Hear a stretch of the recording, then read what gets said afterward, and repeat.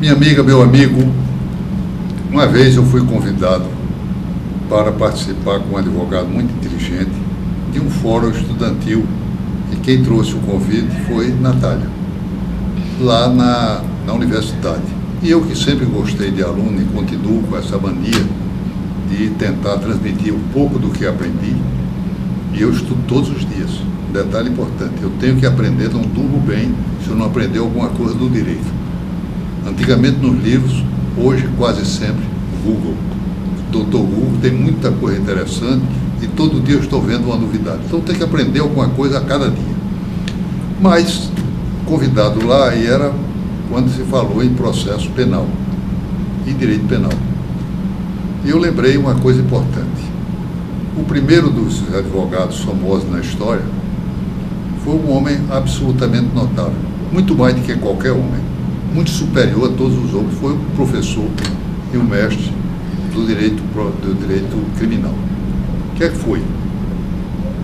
Havia uma lei antiga no mundo em que ele vivia, que se chamava, que era a Palestina. E pela lei antiga, os judeus condenavam ao apedrejamento e à morte pelo crime de adultério. Crime que é hoje muito difundido no mundo inteiro. Ninguém tem mais aquela rigor do passado nos casamentos.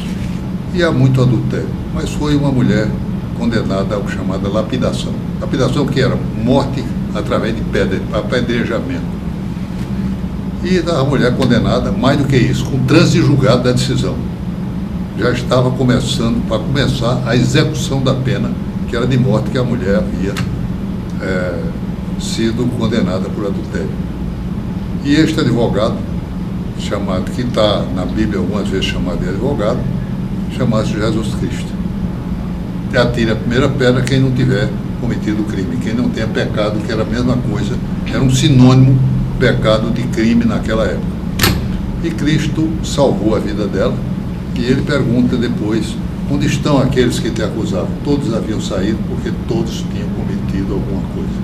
Então a humanidade tem que ter também o senso da limitação humana, das falhas humanas. Todos nós temos erros. Ninguém é perfeito. Somente Deus e Jesus era perfeito.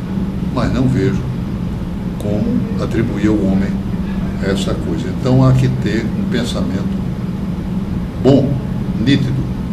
Há bem pouco tempo eu andei lendo também uma coisa importante que posso indicar a vocês, um escritor que era do agrado do meu pai. E ele lia muito e levava lá em casa.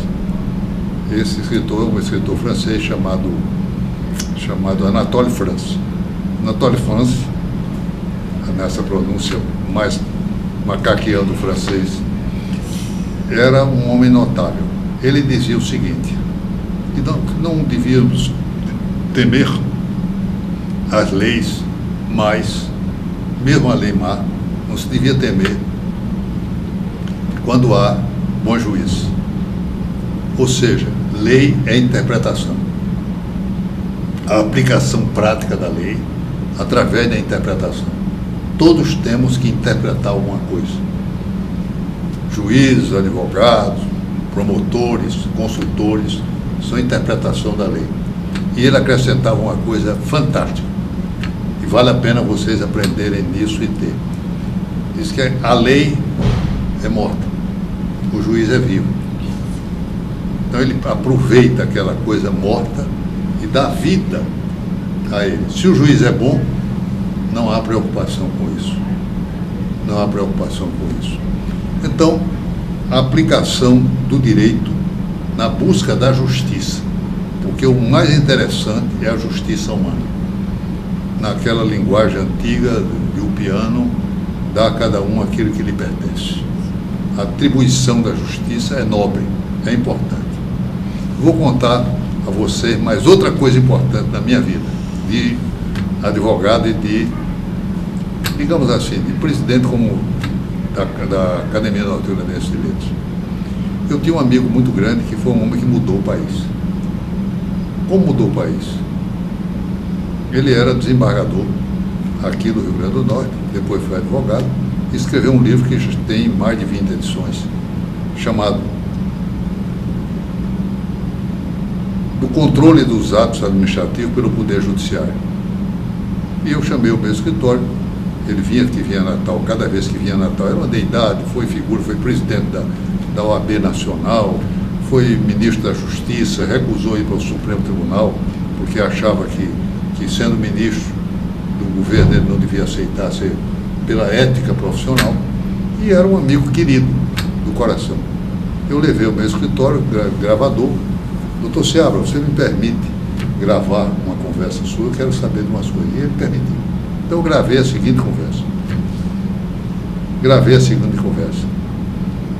Doutor Seabra, por que o senhor fez esse livro? Ele disse, esse livro mudou o país, porque ele disse que eu cheguei, quando eu era desembargador aqui, escrevi nesse tempo, eu comecei a notar que o judiciário não tinha nenhuma importância. Quem valia tudo, mandava era o executivo. Quando sobrava alguma coisa, era para o legislativo. O judiciário não mandava nada. E eu fui pensando, coloquei um título provisório chamado Da Supremacia do Poder Judiciário. Eu sabia que ele disse, eu sabia que não podia ficar, porque não há, os poderes são iguais, semelhantes, mas eu disse para eu focar. E criamos, se controla os atos administrativos, de cada um dos dois, um sou inferior. E hoje há quase uma supremacia real na prática do Poder Judiciário no Brasil. Mas estamos terminando o nosso programa com muita pena, porque daria muita coisa para conversar, e eu pedi à Natália que deu um alô de despedida, e também a Luana.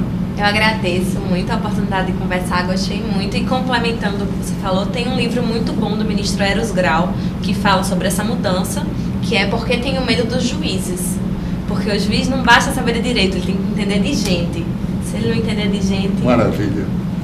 Eu também agradeço muitíssimo a participação, esse momento foi maravilhoso para mim, não só um momento, mas uma aula, porque eu nunca fiz nada com meu avô para não estar tendo aula, eu almoço com ele tendo aula, eu veraneio com ele tendo aula, porque ele é um professor nato e todo momento com você é válido, todo momento com você é um momento de aprendizado, então eu agradeço muito mesmo. Muito obrigado por vocês e continue prestigiando, assistindo ao nosso programa Memória Cultural e a TV Metropolitana.